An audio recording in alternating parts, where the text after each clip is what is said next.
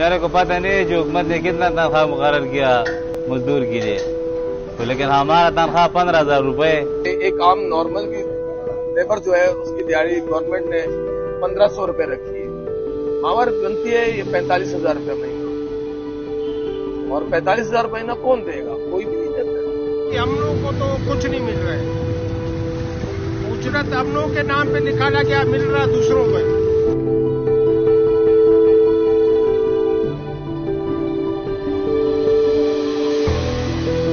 ہمارا تنخواہ 15,000 روپے، 15,000 روپے میں بھی مکمل گزارا نہیں ہو رہا ہے. 3,500 روپے کا ایک تروڑا اڑے اور 2,500-3,000 کا گھیے اور 5,000 کا چینی ہے. اس میں 15,000 روپے میں کیا کرے گا؟ دوسرے سے قرض لیتا ہے، پھر دوسرے سے لیتا ہے. اگر فرض کرو جس کے 2 یا 3 بچے ہیں کھانے والے، اور پھر اس کے بچے اسکول بھی پڑھتے ہیں، پھر اس کا مکان کرائے کا بھی ہے. اس 1,500 روپے میں میری سمجھ میں نہیں آتا ہے. ایک بندہ 1,500 روپے جو کماتا ہے پر ڈے، وہ تو چلو پھر بھی گزارا کر لیتا ہے.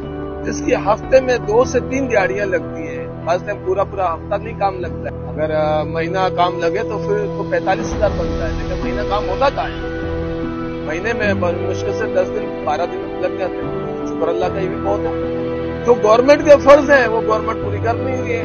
گورنمنٹ کو عوام کے بارے میں کوئی پتہ ہی نہیں ہے کہ عوام کی کیا ضروریات ہے، کیا نہیں ہے، کیا نہیں ہے. ہم لوگ بھوک سے مر رہے ہیں، ہم لوگ کو کچھ نہیں مل رہا.